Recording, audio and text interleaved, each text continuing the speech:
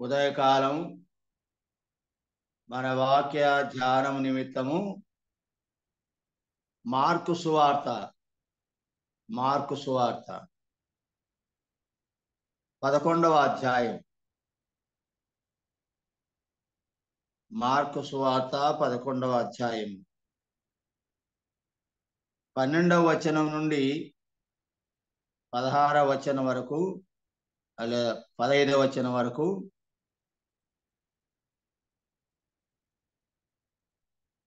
12, 13, 14వ వచనం వరకు, 20వ వచనం నుండి 24వ వచనం వరకు చదువుకుందాం.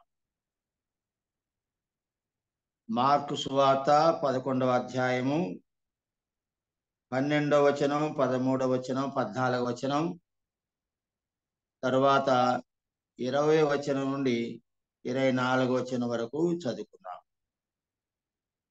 మరునాడు వారు బేతనియ నుండి వెళ్ళుచుండగా ఆయన ఆకలిగొని ఆకులు గల ఒక అంజూరపు చెట్టును దూరము నుండి చూచి దాని మీద ఏమైనా దొరుకునేమో అని వచ్చెను. దాని యొద్దకు వచ్చి చూడగా ఆకులు తప్ప మరేమీ కనబడలేదు. ఏలైనగా అది అంజూరపు పండ్ల కాలం కాదు. అందుకు ఆయన, ఇక మీదట ఎన్నటికి నీ పండ్లు ఎరుగును ఎవరునూ తినకుందురుగా కానీ చెప్పెను. ఇది ఆయన శిష్యులు వినిరి. 20వ వచనం. ప్రొద్దున వారు మార్గమున పోచుండగా ఆ అంజూరపు చెట్టు వేళ్ళు మొదలుకొని ఎండి ఉండుట చూచిరి. అప్పుడు పేతురు ఆ సంగతి జ్ఞాపనకు తెచ్చుకొని, బోధకుడా, ఇదిగో నీవు శపించిన అంజూరపు చెట్టు ఎండిపోయినని ఆయనతో చెప్పాను. అందుకు యేసు వారితో ఇట్లనెను, మీరు దేవుని యందు విశ్వాసముంచుడి.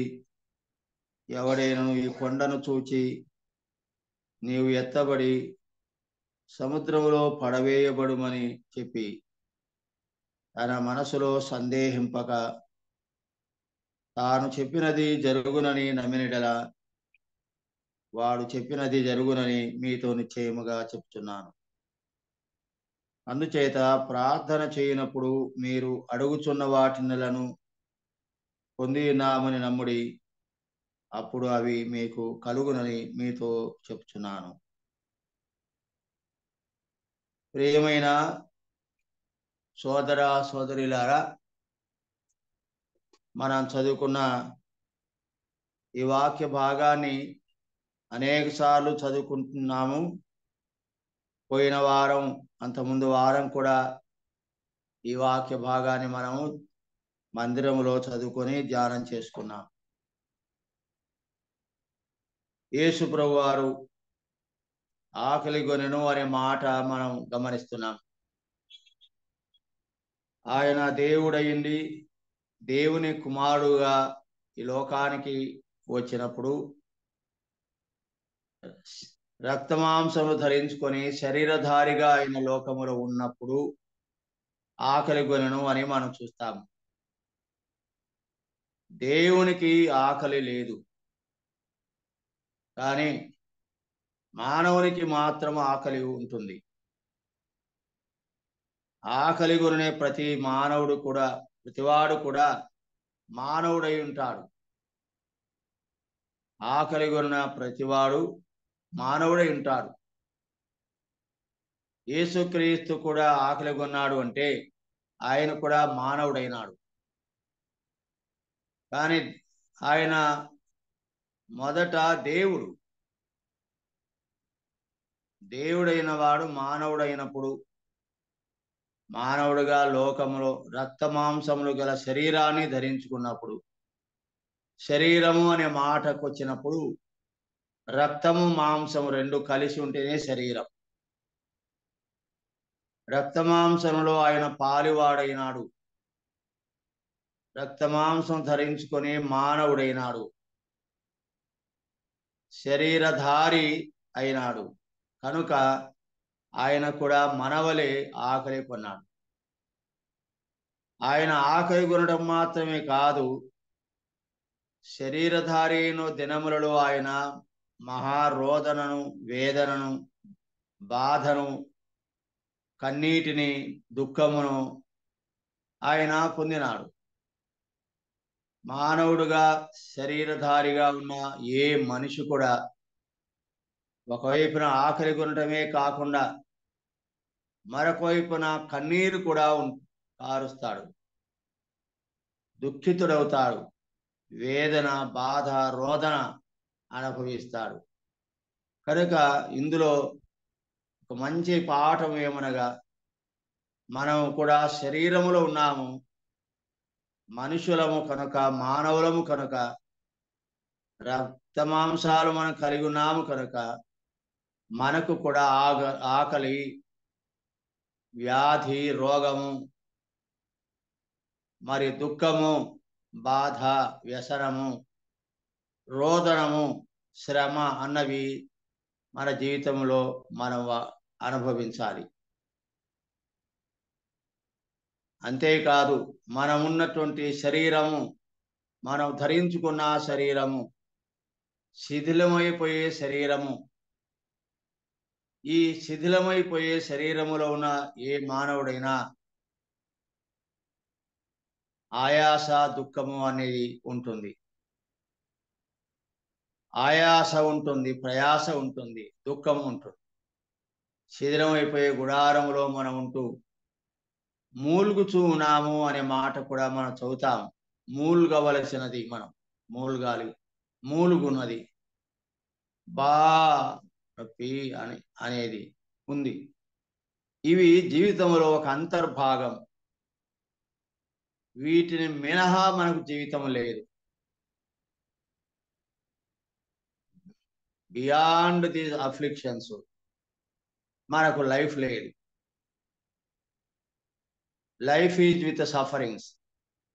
జీవితం బాధలతో కూడినది, దుఃఖంతో కూడినది, రోగంతో కూడినది, వ్యసనంతో కూడినది, మూలుగుతో కూడినది. ఇవేవి లేకుండా జీవితం లేదు. జీవితం అంటే వీటన్నిటి మిళితం యొక్క ఫలితమే జీవితం. యేసు ప్రభు కూడా దాన్ని చూపించడానికే ఆయన బాధల గుండా వెళ్ళాడు, ఆకలి గుండా వెళ్ళాడు, మరి శోధన గుండా వెళ్ళాడు, నిందల గుండా వెళ్ళాడు, దుఃఖం గుండా వెళ్ళాడు, కన్నీరు గుండా వెళ్ళాడు. కాబట్టి ఆల్ సఫరింగ్స్, అన్ని రకములైన బాధలు ఆయన ఆ బాధల గుండా ఆయన వెళ్ళినాడు అనే సంగతి మనం గమనించుకోవడం మంచిదా. అది ఎరిగితే మనము బాధ కలిగినప్పుడు, నొప్పి కలిగినప్పుడు వ్యసన పడకుండా, దుఃఖపడకుండా ఉండగలం. ఈ సంగతి తెలియకపోవటం వల్లనే కాబోలు ఏదైనా జరిగినప్పుడు, జరగకూడనిది మన వెంటనే నిరాశలోనికి వెళ్ళిపోతాం. అది సరిగా అర్థం చేసుకోకపోవడం ద్వారా వెంటనే మనం ఒక నిరాశాస్పదమైన స్టేజ్కి మనం వెళ్తాం. ధైర్యాన్ని కోల్పోతాము, అధైర్యపడతాము, దుఃఖపడతాము, కృంగిపోతాము, చాలా నీరసిల్లిపోతాము. కనుక మనం అలర్ట్గా ఉండాలి, జాగ్రత్తగా ఉండాలంటే ఈ విషయం కూడా మనము ఎరిగి ఉండాలి. ప్రయాణంలో వెళ్తున్నప్పుడు ఎక్కడైనా డేంజర్ పాయింట్ మనకు ఉంది అంటే, ఉదాహరణగా ఒక బ్రిడ్జ్ కానీ, కల్వర్ట్ కానీ, ఒక నదికి బ్రిడ్జి కడుతున్నారంటే దాని ముందుగా ఒక బోర్డు వేస్తారు, అపాయము, ప్రక్కకు తొలగిపోండి, బ్రిడ్జి నిర్మాణంలో ఉంది, అపాయము, డేంజర్ అని ఒక ఎర్రని బోర్డు రాసి పెట్టింటారు. అది ఆ బోర్డు చూచి మనం ప్రక్కకు తొలగి జాగ్రత్తగా ప్రక్కదారిలో మనం దాటుకుంటాం. అదే లేకపోతే మన ఆ స్పీడ్ను అలాగే కంటిన్యూ చేస్తాం, ఆ బోర్డు అనేది లేకపోతే. కనుక బోర్డును చూచి మనం వెంటనే డైవర్షన్ తీసుకొని పక్కకు తీసుకొని నెమ్మదిగా ఆ ప్రక్క దారి గుండా మరలా రోడ్డులో కలుసుకుంటాం. జీవితం అనేది ఒక ప్రయాణంలో సుఖ దుఃఖాలు అనేవి ఉంటాయి. రోగం ఉంటుంది, బాధ ఉంటుంది, కన్నీరు ఉంటుంది. వీటి గుండా మనం వెళ్ళవలసి ఉన్నది అనే ముందు జాగ్రత్త మనం కలిగి ఉంటే అవి ఎదురైనప్పుడు మనం ప్రక్కకు తప్పించుకొని తిరగా మన మార్గంలో వెళ్ళుటకు మనకు దోహదపడతాయి. కాబట్టి ఒక మాట మనం చదువుకున్న అపోస్తల కార్యములు 14వ అధ్యాయం 22వ వచనంలో శిష్యుల మనసులను దృఢపరచి అనే మాట. ఈ మాట దేని కొరకు అంటే మన మనసులను మనం దృఢపరచుకోవడానికి, మన మనసులను మనము దృఢపరచుకోవడానికి. శిష్యుల మనసులను దృఢపరచి, ఎందుకు మనం ఇలా కలిసి వచ్చినప్పుడు ఇలాంటి మాటలు గుర్తు చేసుకుంటాం? ఒకవేళ అనుకోవచ్చు, ఉదయాన్నే ఏంటబ్బా శ్రమల గురించి, కన్నీటిని గురించి, దుఃఖాల గురించి మాట్లాడుతున్నారు అనవచ్చు. ఇవి ఒక హెచ్చరిక. అక్కడ బోర్డు మీద రాస్తారు హెచ్చరిక అని, తర్వాత అపాయము అని రాస్తారు, తర్వాత ఒక యారో మార్కు ప్రక్కకు వేస్తారు, ఇటు కుడివైపుకి వెళ్ళండి లేదా ఎడమవైపుకి వెళ్ళండి, ఇక్కడ అపాయం ఉన్నది అని అపాయము అని రాస్తారు. ఎందుకంటే మన జాగ్రత్త పడట కొరకు, పర్వాలేదు ప్రక్కన దారి ఉంది మనకు దాటిపోవచ్చు అనే ధైర్యం తెచ్చుకున్నటకు అవి అవసరం అవుతాయి. అలాగే వాక్యం కూడా ఇలాగూ మనం చూస్తున్నాం. విశ్వాసమందు నిలకడగా ఉండవలెననియు అనేక శ్రమలను అనుభవించి మనము దేవుని రాజ్యంలో ప్రవేశింపవలెననియు వారిని హెచ్చరించిరి. శిష్యుల మనస్సులను ఎలా దృఢపరచగలుగుతున్నాడు? అక్కడ రెండు విషయాలు చెప్తాడు. ఒకటి, విశ్వాసమందు నిలకడగా ఉండండి, విశ్వాసమందు నిలకడగా ఉండండి. రెండవది, అనేక శ్రమలను అనుభవించిన మనము దేవుని రాజ్యంలో ప్రవేశింపవలెనని వారిని హెచ్చరించారు. అనేక శ్రమలు అనుభవించిన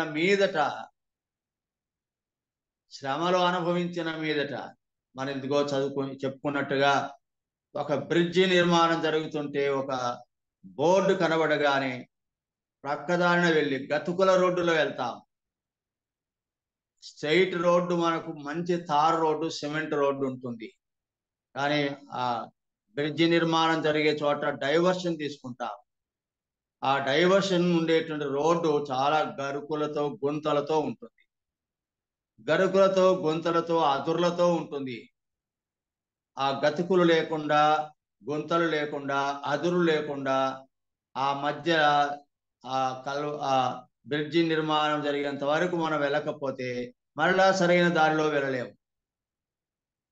అది ఒక లైఫ్ ఎక్స్పీరియన్స్ గా మనం తీసుకోవాలి, జీవిత అనుభవంలోని తెచ్చుకోవాలి. కనుక ఎలాగైతే అపాయం అనే చోట ఒక ప్రక్కదారి మనకు ఉంటుందో, ఆ దారి గతుకుల రోడ్డు, గుంతల రోడ్డు, అదుర్లుండే రోడ్డు, అలసిపోయిట్టుగా చేసే రోడ్డు. ఆ గుంతల గుండా వెళ్తే, ఆ గతుకుల గుండా వెళ్తే ఒళ్ళంతా అలసిపోతుంది, ఇటు అటు ఊగుతుంది, దూగుతుంది ఆ యొక్క వాహనం. జీవితంలో ఆ విధమైన అనుభవం గుండా మనం వెళ్ళాలి.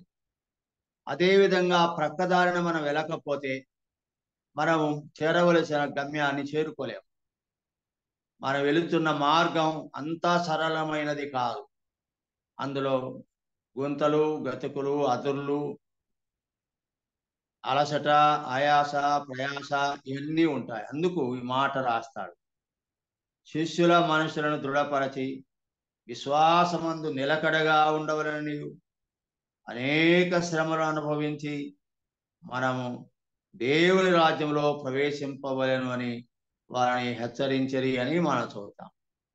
కాబట్టి ప్రియులారా, మొదటి పాఠము, జీవిత ప్రయాణములో ఉన్నా మనము,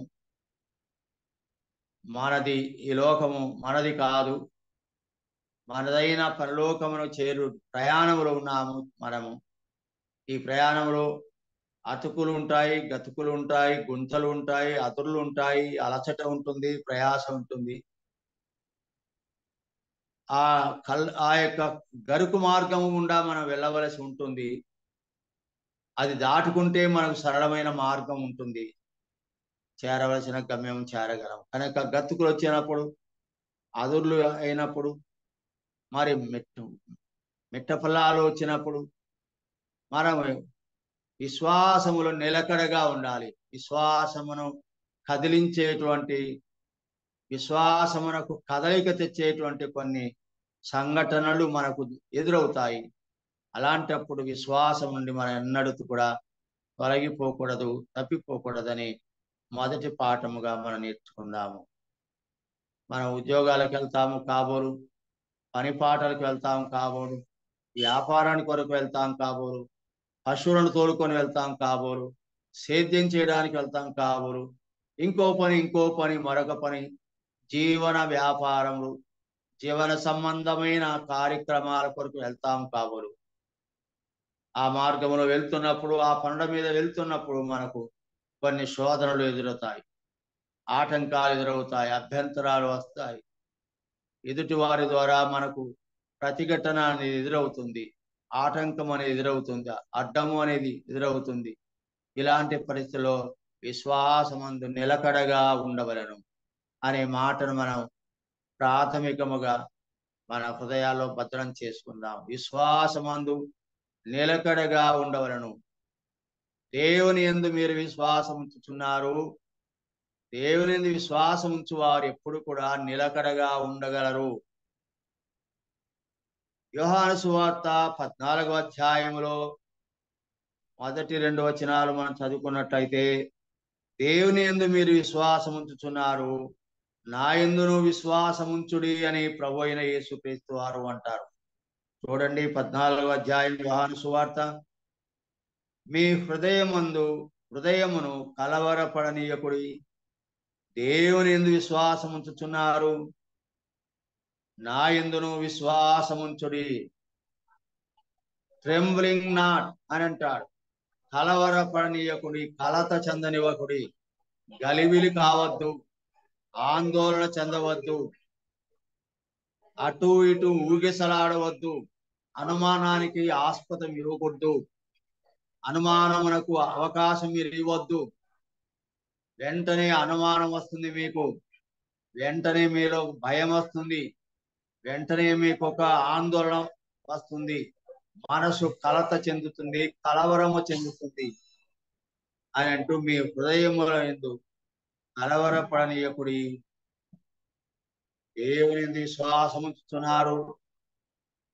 ఆల్రెడీ మీరు దేవుని యందు విశ్వాసం ఉంచి ఉన్నవారు, దేవుని యందు విశ్వాసం ఉంచుతున్నారు. అయితే ఇంకొక పదం ఉంది, నా యందును విశ్వాసం ఉంచుడి, నా యందును విశ్వాసం ఉంచుడి. అనాదిగా, ఆది మొదలుకొని ఉన్న దేవుని యందు మీరు, ఆది అంతములు లేని దేవుని యందు మీరు విశ్వాసం ఉంచి ఉన్నారు. ఆ దేవుడనే ఆది యందు దేవుడు, ఆది యందు వాక్యం ఉండెను, వాక్యము దేవుడై ఉండెను, ఆ వాక్యమే దేవుడై ఉండెను, ఆయనే శరీరధారిగా లోకానికి వచ్చాడని మీరు వింటున్నారు కదా. ఆయన నేనే, నా యందున విశ్వాసం ఉంచుడి. మీరు దేవుని యందు విశ్వాసం ఉంచి ఉన్నారు, మంచిది, కానీ ఇప్పుడు నా యందును విశ్వాసం ఉంచుడి, మీ హృదయంలో కలవరపడనీయకుడి అని యేసు ప్రభు వారు చెప్తున్నారు. కాబట్టి దేవుని యందు విశ్వాసం ఉంచు ప్రతి వారు యేసుక్రీస్తునందు విశ్వాసం ఉంచవలను అని ప్రభు అడుగుతున్నారు. మీ హృదయములు కలవరపడనీయకుడి. కలవరము కలిగించేటువంటి సంఘటనలు ఏవైనా జరిగినప్పుడు, నష్టము, కష్టము, మరణము, అపాయము, జబ్బు, ఉపద్రవాలు, పంట నష్టము, పైరు నష్టము, పశువుల నష్టము, పిల్లల నష్టము, ఇంటిలో తిరుగుబాటు, వీధిలో తిరుగుబాటు, పొలములో ఆటంకాలు, రాకపోకల్లో ఇబ్బందులు, ఎన్ని జీవితంలో ఆటుపోటులు అని సముద్రం యొక్క అల యొక్క పాటును చూస్తాము. లోపలికి వెలపటికి లోపలికి వెలపలికి లోపలికి గట్టుకు ఊరిక ఊగసలాడుతూ ఉంటుంది. ఆ యొక్క సముద్రం నిమ్మలంగా ఉండదు. అది నిమ్మలంగా ఉండడం ఎరగదు. అది ఎప్పుడు కూడా సముద్రానికి ఒక విషయం తెలియదట. ఏమిటి అంటే నిమ్మలముగా ఉండడం తెలియదట. నిరంతరము అది ఆటుపోటలు ఎదుర్కొంటుందట. దానికి నెమ్మది అంటే తెలియదంట, సుఖం అంటే తెలియదట, నిద్ర అంటే తెలియదట. రాత్రిపూట నిద్రపోతుంది, నిమ్మలంగా ఉండదు. రాత్రిపూట అది మౌనంగా ఉండదు. అది సముద్ర ఘోష అని అంటారు. సముద్రం ఒడ్డున ఎంత శబ్దం వస్తుంది అలలు వచ్చినప్పుడు, అలాగూ నిమ్మలం లేకుండా ఉంటుంది. అలాగే భక్తిహీనులు కూడా అలాగే ఉంటారు. దేవుని యందు భయం విశ్వాసం లేని వారు కూడా ఎప్పుడు ఊగిసలాడుతూ ఉంటారు, నెమ్మది లేకుండా ఉంటారు. దాన్ని ఆటుపోటుల మధ్యన మేము అణిగిపోతున్నాము అంటారు. ఆటుపోటుల మధ్యన మేము అణగారిపోతున్నాము అంటారు. ఇది జీవితంలో ఎదుర్కొంటున్న ఒక పెద్ద అనుభవం. కానీ మీరు దేవుని యందు విశ్వాసం ఉంచున్నారు, నా యందున విశ్వాసం ఉంచుడి, మీ హృదయములను కలవరపడనీయకుడి. ఉదయకాలంలో ప్రియులారా, మన జీవితంలో ఏమైనా ఆటుపోటు ఎదుర్కొంటూ విసుగు చెందుతూ నెమ్మది లేక అలజడితో ఉన్నారా? దేవుని విశ్వాసం ఉంచండి. ప్రభు అయిన యేసునందు విశ్వాసం ఉంచండి, మీ హృదయాన్ని కలవరపడి అని జ్ఞాపకం చేయబడుతున్నాం. తర్వాత రండి 11వ అధ్యాయం మార్కు సువార్త 12వ వచనంలో యేసు ప్రభు ఆకలి కొన్నాడు, ఒక అంజూరపు చెట్టు దగ్గరికి వచ్చాడు అని 13వ వచనంలో చూస్తాము. ఆకులు గల ఒక అంజూరపు చెట్టును దూరము నుండి చూచి, చాలా దూరంగా ఉన్నాడు, అంజూరపు చెట్టును చూచినాడు. ఆ అంజూరపు చెట్టుకు ఆకులున్నాయి, ఆకులను చూచాడు. ఆకలి తీర్చుకోవడానికి అంజూరపు చెట్టు దగ్గరికి వచ్చాడు. ఫలములు ఏమైనా ఉంటాయేమో అని ఆశతో, ఆకలి ఉన్న వాడు ఆశతో వస్తాడు. ఆకలి అన్నది ఆశను రేపుతుంది. ఆకలి అన్నది ఆశను పుట్టిస్తుంది. తిందాం తిందాం తిందాం, పదండి పదండి పదండి, త్వరపడండి, వేగరంగా వెళ్ళండి, వేగంగా వెళ్దాం, పదండి, నడవండి, పరిగెత్తండి అని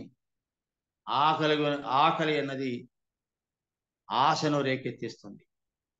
యేసు ప్రభు ఆకలి కొన్నాడు, ఆశను రేకెత్తించింది. అదిగో ఆకులు కనబడ్డాయి, తన ఆశను రేకెత్తించినాయి ఆకులు.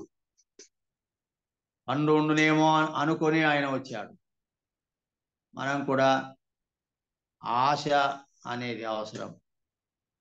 ఆకలి అనేది సామెతల గ్రంథములు అంటాడు, ఆకలి కూలివాని చేత కష్టము చేయించును అన్నాడు. ఆకలి లేకపోతే పని చేయడు, ఆకలి లేకపోతే ఆశ ఉండదు, ఆశ లేకపోతే పని ఉండదు. పని చేయడు, పని చేయడానికి ఇష్టపడాడు, ఆశ పని చేయడానికి ఇష్టపడుతుంది. కనుక కూలివాడు ఆకలిని బట్టి పని చేస్తాడు, కూలికి ఆశపడతాడు.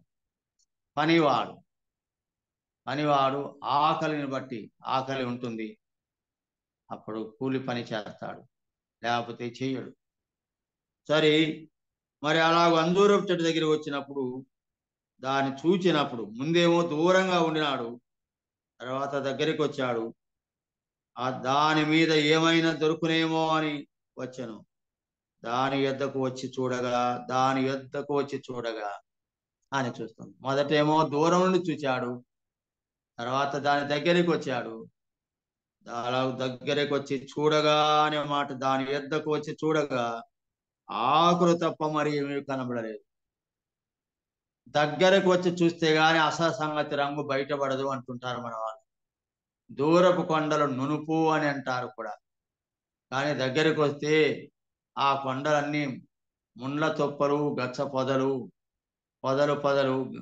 ముండ్లు, రాళ్ళు, బండలు, గుంటలు, హెచ్చుతగ్గులు. అది కరుకు నేల, రాళ్ళు, ఏటవాలు, పెద్ద పెద్ద బండలు గుండ్లు జారి పడతాయి. కనుక దూరపు కొండలు నునుపు అంటాము, కానీ దగ్గరికి వెళ్ళి చూస్తే అక్కడ అంత కంప, అక్కడ అంత ముళ్ళు ముళ్ళు, అక్కడ గరుకు గరుకు, అక్కడ రాళ్ళు, బండలు, గుండ్లు,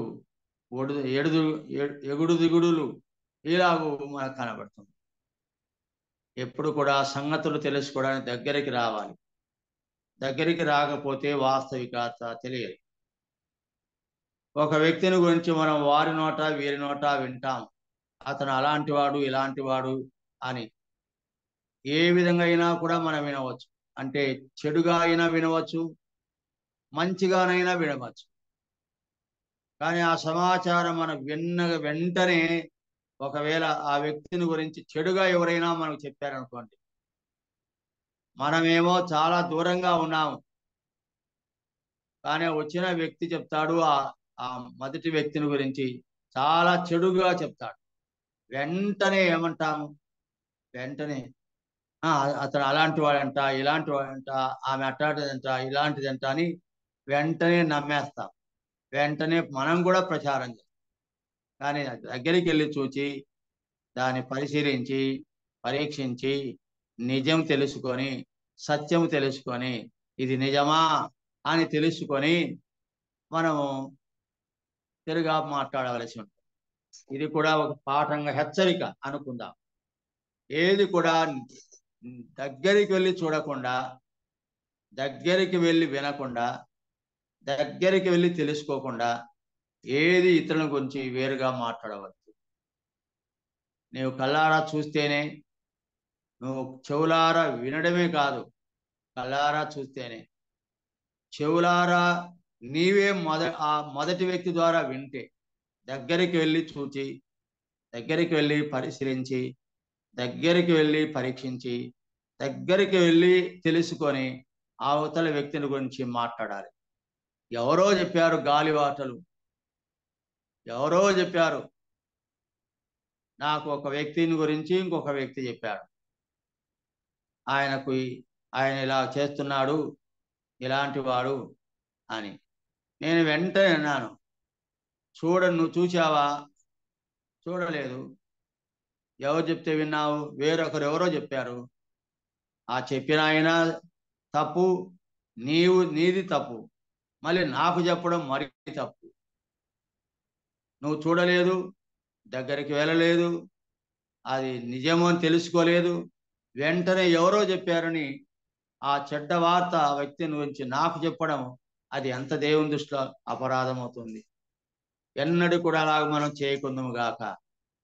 ఒక వ్యక్తిని గురించి మనం ఏదైనా చెడు సమాచారం విన్నా, అది ఎంతవరకు నిజమో, అది వాస్తవమో కాదో దగ్గరికి వెళ్ళి నీకు అవసరమైతే, ఇంట్రెస్ట్ ఉంటే ఆ వ్యక్తి పట్ల నీవు దగ్గరికి వెళ్ళి సంగతి తెలుసుకొని ఇది నిజమా కాదా అని తెలుసుకొని మీదటనే అది నిజమైతేనే ఆ వ్యక్తిని గురించి ఏదైనా మాట్లాడు. అది నిజము కాకపోతే ఎన్నడూ మాట్లాడవద్దు. దగ్గరికి వెళితే అందుకే మనవారు అంటారు, దూరంగా చూస్తే కొండలు నునుపు, దగ్గర పోయి చూస్తే దాని సంగతి తెలుసు. ఒక వ్యక్తిని గురించి ఒక వ్యక్తి పొగిడినాడు అనుకోండి, అబ్బా అతను అలాంటి వాడు, ఇలాంటి వాడు, అలాంటి వాడు, ఇతను కాదు అని చెప్పాడు అనుకోండి, వెంటనే మనం అతని గురించి దురభిప్రాయం ఏర్పరచుకొని, నువ్వు చూడలేదు, నువ్వు వినలేదు, దగ్గరికి వెళ్ళి పరిశీలించలేదు, నిజము తెలియదు నీకు, వెంటనే అతని గురించి చెడు అభిప్రాయాన్ని పెట్టుకొని చెడ్డగా మాట్లాడడం, ఏదో ఊహించుకొని ఆ వ్యక్తి నుంచి కొంచెం మంచి వినగానే, అబ్బా అతని వంటి వాడు లేడు, అంతటి మంచివాడు అంత లేడు అని ఇలాగా అతని గురించి పొగడడం, ఇవి మనం చేయకూడదు. ఇందులో ఈ చిన్న మాట ద్వారా ఒక హెచ్చరిక మనం తీసుకుందాము. దగ్గరికి వెళ్ళి చూచి గమనించి పరిశీలించి తెలుసుకున్నంత వరకు ఎవరి గురించి మాట్లాడకూడదు, ఎవరిని గురించి మనం ప్రస్తావన చేయకూడదు. దేవుని దృష్టిలో మనం అలా చేయడం అపరాధం అవుతుంది. యేసు ప్రభు దగ్గరికి వచ్చి చూచాడు, చూడగా ఏం జరిగింది? ఏం కనబడింది? దాని యొద్దకు వచ్చి చూడగా ఆకులు తప్ప మరేమీ కనబడలేదు. ఆకులు తప్ప మరేమి కనబడలేదు. ఆకులున్నాయి బాగా, కానీ కాయలు లేవు. ఆ తర్వాత మనం చూద్దాం, చూడండి. ఏలైనగా అది అంజూరపు పండ్ల కాలం కాదు అని అంటున్నాడు. ఎందుకు అలా అని చూచినప్పుడు అది పండ్ల కాలం కాదు, కాపు కాసే కాలం కాదు. ఇక్కడ ఒక చిన్న ప్రశ్న వేసుకుందాం మనం. పండ్లు కాసే కాలం కాదది. ఆ కాలం పండ్లు కాసే కాలం కాదని ప్రభువుకు తెలియదా? ఆయన దేవుడయింది కూడా ఈ సంగతి, ఈ మాత్రపు సంగతి ఆయనకు తెలియదా? ఇది పండ్లు కాసే కాలం కాదు, అకాలం. ఇది సకాలం కాదు, అకాలం. ఇది పండ్లు కాచే కాలం కాదు, ఇంకా సీజన్ రాలేదు, అన్ సీజన్. ఇది అన్ సీజన్ లో ఎలాగూ కాపు కాస్తుంది అనేది ప్రభువుకు తెలియదా? వ్యవసాయం పరిజ్ఞానం ప్రభువుకు లేదా? వ్యవసాయ జ్ఞానం ఆయనకు తెలియదా? ఋతువులు ఆయనకు తెలియవా? ఏ ఋతువులో ఏమి కాస్తాయో, ఏ ఋతువులో ఏమి పంట వస్తుందో తెలియదా? అంతటి తెలియని అమాయకుడు, అజ్ఞానియా ప్రభు కాదు కదా? భూమికి పునాదులు వేసిన వాడు నేనే అన్నాడు కదా? ఆకాశమును శూన్యమందు నిలిపిన వాడు నేనే కదా అన్నాడు కదా? జ్ఞానము చేతనే నేను సమస్త సృష్టిని సృష్టించాను అన్నాడు కదా? అలా అయితే యేసు ప్రభుకి జ్ఞానం ఎక్కడి నుంచి వచ్చింది, ఈ పాండిత్యం ఎక్కడొచ్చింది అని ఆయన గురించి అనలేదా జనులు?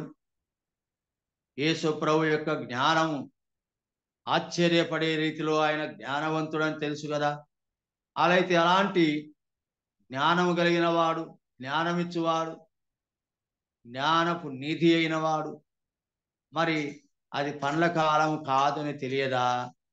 తెలుసు. అయినా ఆ చెట్టు దగ్గరికి వచ్చాడు, చూచాడు, పండ్లు కాయలేదు. ఎందుకు అంటే పండ్లు కాయని కాలం, అకాలము అంటాం. కొన్నిసార్లు అకాల వర్షాలు అంటాం. అనుకోకుండా వర్షాలు వస్తాయి. వాస్తవంగా అది వర్షాకాలం కాదు, కానీ జల్లున పడేస్తాయి. దాని అకాలం అంటారు. అకాల కాలములో కూడా పండ్లు కాయాలని ఆశ ప్రభు హృదయంలో కనబడుతుంది. పండ్లు కాయని కాలములో కూడా, పండ్లు కాయడానికి ఏమాత్రం అవకాశము లేని సమయములో కూడా పండ్లు కాయాలి అని ఆశతో ప్రభు ఆ చెట్టు దగ్గరికి వచ్చినట్టు మనం చూడాలి. ఇందులో ఒక మంచి పాఠాన్ని మనం నేర్చుకోవాలి, ఒక గొప్ప పాఠాన్ని మనం నేర్చుకోవచ్చు. అదేమిటంటే అకాలములో కూడా కాపు కాయాలి. సకాలంలో కాపు కాయుట సామాన్యమైన విషయం.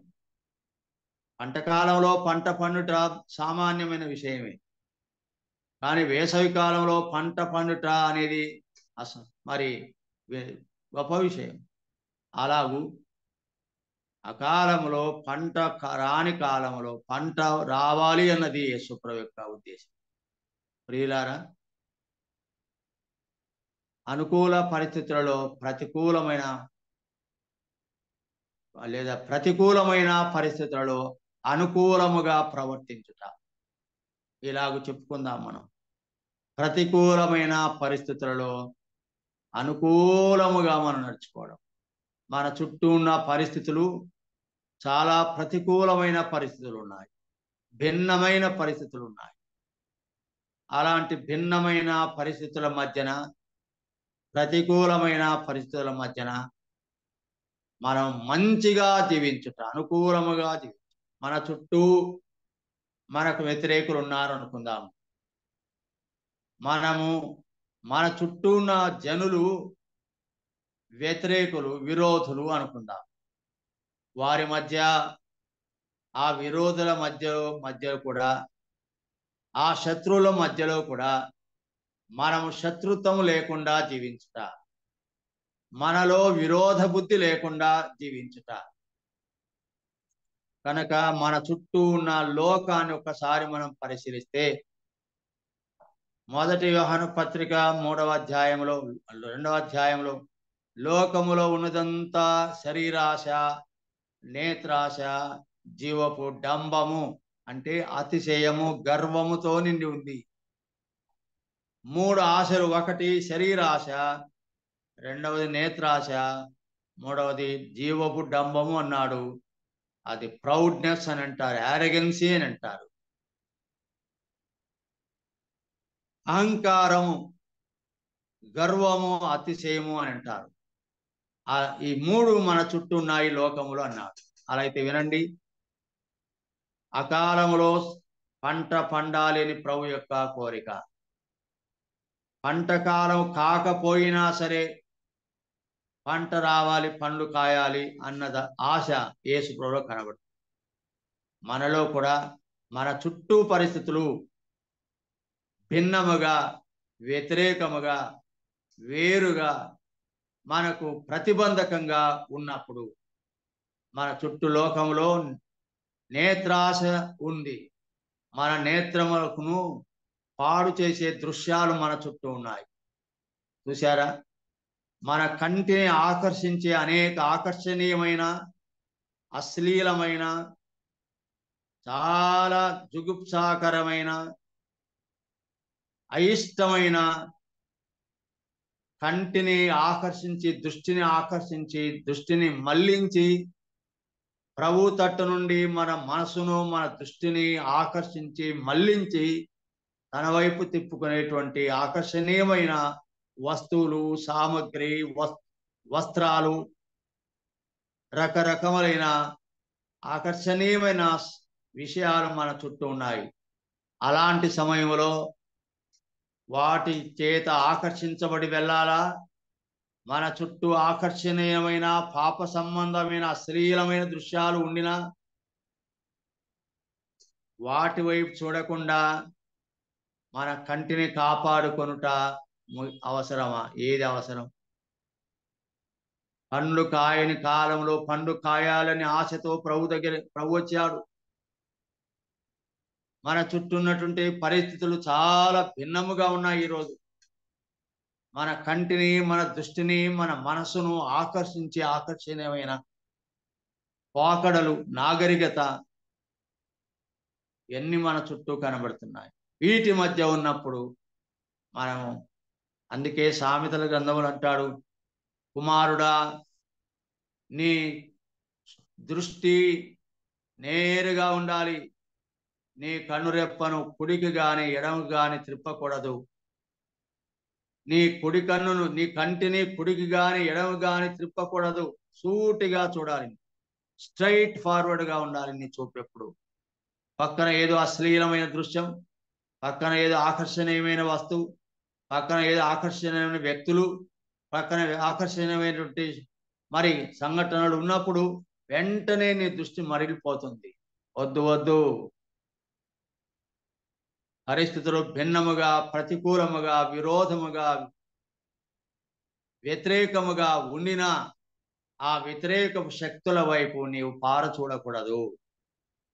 దేవుని వైపే చూడాలి, ప్రభు వైపే చూడాలి. ఎన్ని రకములుగా నిన్ను ఆకర్షించేవి నీ చుట్టూ ఉండినా వాటి వైపు నువ్వు చూడకుండా ప్రభు వైపు నువ్వు చూడాలి. నీ దృష్టి గమనం ప్రభు వైపు ఉండాలి. ప్రియులారా, మన జీవన వ్యాపారముల నిమిత్తం మనము బయటికి వెళ్ళాలి, ఇల్లు దాటి వెళ్ళాలి, ఇంట్లోనే కూర్చోకూడదు. దేవుడు అప్పగించిన పని, దేవుడిచ్చిన వృత్తిని, దేవుడిచ్చిన వ్యాపారాన్ని, దేవుడిచ్చిన ఉద్యోగాన్ని, దేవుడిచ్చిన పనిని చేయడానికి మనం లోకంలోనికి వెళ్ళాలి. లోకంలోకి వెళ్లకుండా తప్పదు. అందుకే అంటాడు, ఓడ అన్నది సముద్రములో ఉంటుంది, కానీ ఓడలోనికి సముద్రం రాకూడదు. ఓడ తప్పనిసరిగా సముద్రంలో నీళ్ల మీదనే ఉండాలి. అది ఎల్లప్పుడూ అది ఓడ తయారు చేయడమే ఉద్దేశం, నీళ్ల మీద ప్రయాణం చేయడానికి. దాని నివాసం నీళ్ళే. నీళ్ళ మీదనే నివాసం ఓడ యొక్క నివాసం. నీళ్లలోనే తన ప్రయాణం, ఓడ ప్రయాణం. నీళ్లలోనే తిరిగి రావడం, దాని తిరగడం నీళ్లలోనే. కానీ అదే సముద్రం నీళ్లు లోపలికి వస్తే ఓడలోనికి, ఓడ మునిగిపోతుంది. కనుక ఎల్లప్పుడూ అది మరి నీళ్ళ మీదనే ప్రయాణం చేయాలి. మనం కూడా మన చుట్టూన్న ప్రతికూలమైన పరిస్థితులు, మన చుట్టూన్న విషయాలన్నీ కూడా అపవిత్రమైనవి. యెషయా అంటాడు కదా 6వ అధ్యాయంలో, అయ్యో నేను పాపాత్ముడను, నా పెదవులు అపవిత్రములు, మొదట నా పెదవులు అపవిత్రములు, నేను నిలుచుండు స్థలము అపవిత్రమైనది, స్థలము అపవిత్రమైంది, నా చుట్టూన్న జనము అపవిత్రులు అని అంటాడు. చూడండి, నా మాట, నా పెదవులు అపవిత్రములు, నేను నిలుచున్న స్థలము అపవిత్రమైంది. ఎక్కడికి పోదును నేను? అపవిత్రమైన స్థలములో ఉన్నాను, అపవిత్రమైన నోటితో ఉన్నాను. నా చుట్టూ జనాంగం చూసినట్టయితే నా సర్కంసెన్సెస్, నా పరిసర ప్రభావం ఎలా ఉందంటే అపవిత్రంగా ఉంది. ఇవన్నీ నన్ను ప్రభావితం చేస్తున్నాయి. అయ్యో నేను పాపాత్ముడు అని ఒప్పుకున్నాడు. అప్పుడు దేవుని దూత వచ్చి నిప్పును తీసుకొని పెదవుకు తగిలిస్తే అతను పవిత్రుడైనాడు. చూశారా? మన చుట్టూండే పరిస్థితులు వ్యతిరేకమైన పరిస్థితులు. బయటికి వెళ్ళగానే మనకు ఎన్నో సంఘటనలు ప్రతికూలమై జరుగుతాయి. నిర్నిమిత్తముగా దూషణలు వస్తాయి, నిర్నిమిత్తముగా నిందలు అపనిందలు వస్తాయి, నిర్నిమిత్తముగా అపవాదులు వస్తాయి, కలహాలు వస్తాయి, మాటలు వస్తాయి, పరుషంగా మాట్లాడుతారు. వ్యాపారంలో, ఉద్యోగంలో మనతో పని చేసేవారు మనకు వ్యతిరేకంగా ఉంటారు. మనమంటే సహించని వారు ఉంటారు, మనమంటే గిట్టని వారు ఉంటారు. వారికి మనం శత్రువులను కాకపోయినా మనతో వారు శత్రుత్వాన్ని కోరుతారు. మనం వారితో మిత్రత్వాన్ని కోరినా మనతో వారు శత్రుత్వాన్ని కోరుతారు. మనం సన్నిహితంగా ఉండాలన్నా మనం దూరంగా ఉంటారు వాళ్ళు. మన అనుకూలంగా ప్రవర్తించాలన్నా మనకు విరోధంగా ప్రవర్తిస్తారు. మన అవునంటే వారు కాదంటారు. ఇలాంటి పరిస్థితుల మధ్య మనం ఫలించేవారిగా ఉండాలంటే ఎలాగో? సాధ్యమా ఇది? సాధ్యమా? మనతో పనిచేసేవారు అందరూ మనతో ఏకీభవించరు, కాదంటారు, వద్దంటారు, చేయొద్దంటారు, ఎక్కడంటారు, పోవద్దంటారు, రావద్దంటారు, ఉండవద్దంటారు, వెళ్ళిపోంటారు. ఇలాంటి పరిస్థితులు ఉంటాయి. ఎట్లా ప్రవర్తించాలి మనం?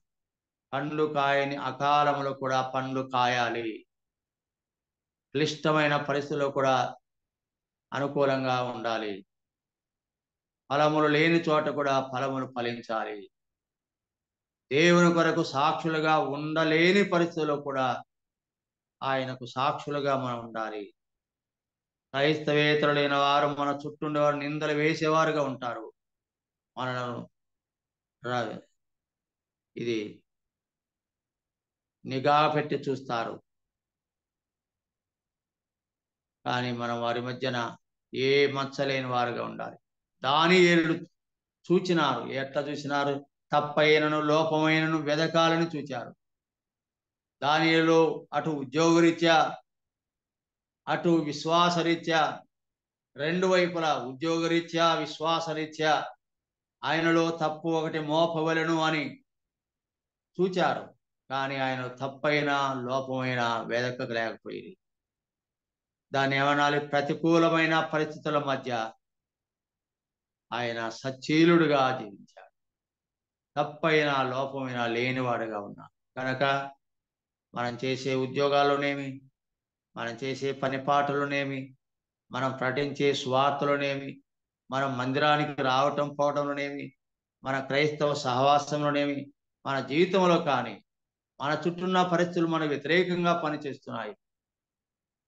వ్యతిరేకపు శక్తులు మన చుట్టూన్నాయి. అపవాది శక్తులు మన చుట్టూన్నాయి.